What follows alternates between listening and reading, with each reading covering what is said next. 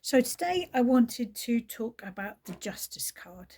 It's very easy if you've done a reading about anything that could be connected to the legal system, then the Justice card can represent effectively the legal system. Perhaps if you've asked about a divorce or a house move, then the Justice card may suggest that you're going to need to go to court or you might need to work with a lawyer. If it was me, I would be doing a separate spread to understand the meaning of that. But at its simplest, the Justice card can represent the law of the land.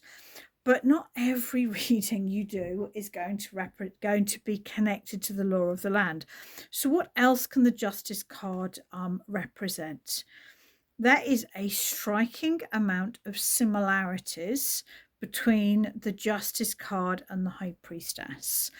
We have, I'm going to argue that this figure here could be masculine or feminine. I'm going to suggest that it's not clear. We have the two pillars. We have the individual sitting in the middle. We have sort of the robes. We have the grey concrete cube that they're sitting on. And we have this cloth which hides sort of what is behind them. Of course, in the High Priestess, we can see behind the cloth and we can see the ocean and the sky. In Justice, we can see the same gold that we can see just down here by the Priestess. So there's definitely some links between the Justice card and the High Priestess.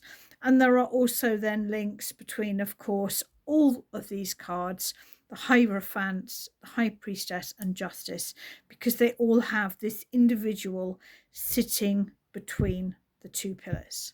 So number one, if you're doing a reading and you are looking at the cards, you will notice this. If you've done, let's say, a 4-card reading and 3 of those cards have got the double pillars, I'm going to argue you'll notice it. And this is why taking the time to look at the cards is so important, because I don't think it's possible to memorize the myriad of tiny details between the cards. It is much better to train yourself to look first. The scales are also, of course, in the 6 of Pentacles and also in the 10 of Pentacles, where they are engraved into the stone arch. Another very interesting detail is the upright sword, which is a link between the Queen of Swords and Justice. And also the fact that Justice wears a crown, which arguably is a connection between Justice and the 4 of Pentacles. And these are the sorts of details that, if you're doing a reading and you're taking the time to really look at the cards, then you would notice. If you had Justice and you had the 6 of Pentacles, I'm going to argue you would notice, oh gosh, look, they've both got scales. What is a scale for? A scale is for measuring, for weighing, for balancing. Scales is about consequences. Okay, the consequences of our actions. If you put a pound weight in this side will go down, and this side will go up by an equal amount. So to me, the scales, yes, it's about balancing and weighing and judging, but it's also about the natural consequences of our actions. The upright blade, to me, like with the Queen of Swords, it's about truth. And often when I see the Justice card in a reading, I get a feeling of you will get what you deserve. There will be natural consequences to the decision or the actions you're making now. And whether that's good or bad, whether you're pleased with that or not pleased with that, will depend upon your circumstances and your situation. And when I'm doing a reading for a client and I say things like, I think you'll get what you deserve, number one, their face usually gives it away. But number two, I would then do a clarification reading to ask what that means. Other really fascinating symbolism around this card is the brooch here, which is a circle in a square. and then we have a square on the third eye with the crown being heightened. And the fact that this could be seen as a feminine figure when, you know, for a very long time, judges were exclusively male, basically. So it would have been natural to paint a clearly masculine figure here, whereas I'm going to say that is not clearly masculine. So the effeminate image and the circle in the square and the links through the double pillars and the cloth to the high priestess makes me connect the justice card to spiritual laws, natural laws. You may consider that karma in whatever sense that means to you.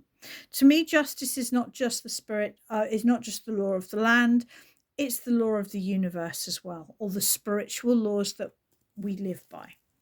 So it's a fascinating card. And if you're getting justice and you don't know what it means, then there's two ways you can do this. The simplest way is just to shuffle the cards, or the remaining cards. Obviously, I'm using 2 decks because this is my my reading deck. And just ask what it means to you. To me, actually, looking at this, it makes me think of my divorce. I am currently going through a divorce with my partner.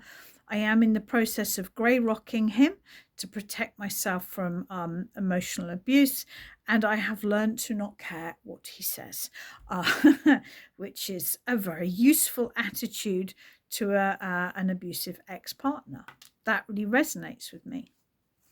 The other thing you can do, and it's I wouldn't do this in a professional reading.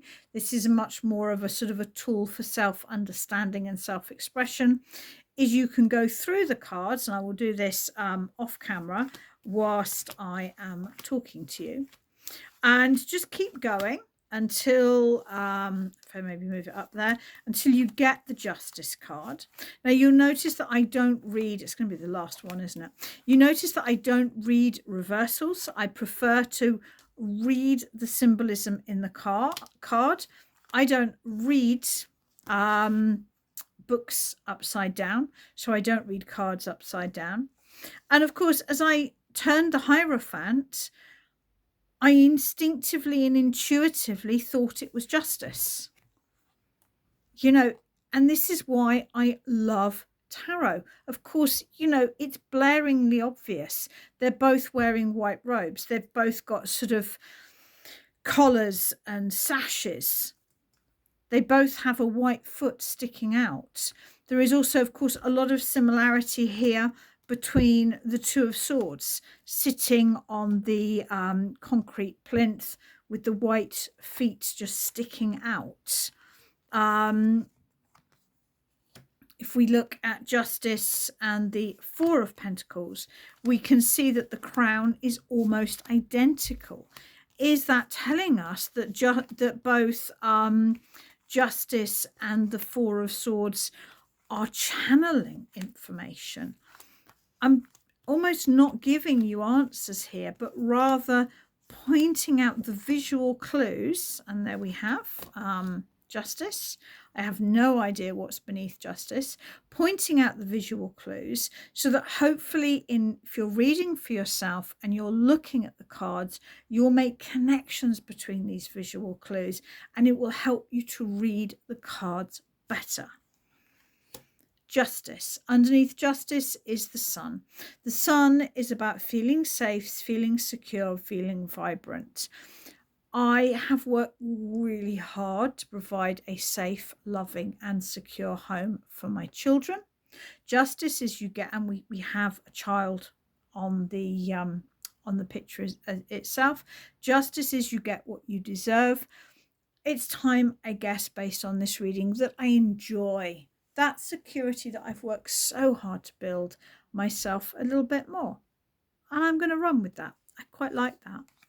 And so what I'm trying to do here is, yes, I'm trying to deep dive into the cards.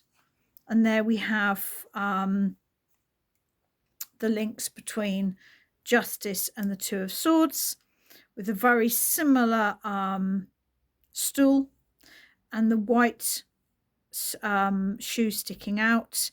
Interestingly enough, we might expect Justice to be blindfolded, not the Two of Swords. And of course, we do have the swords crossed rather than the sword upright. But one could almost imagine that these three cards are somehow deeply connected and deeply integrated. And so something a little bit different today, perhaps, because I just wanted to begin to share that if you take the time to look at your cards, if you've done a 3 or a 9 card reading and you're looking, you're going to see far more in the cards than you can ever memorize. Because I had not memorized the silly detail that the Hierophant and Justice both had red robes. In my mind, I was thinking of the 8 of Cups and the red robes in that. And it was only as I was turning the cards and I almost mistook the Hierophant for the Justice that detail jumped out at me. So please, reading about the cards is good. Learning about the cards is good. But there is no better way to read the cards than to take the time to look.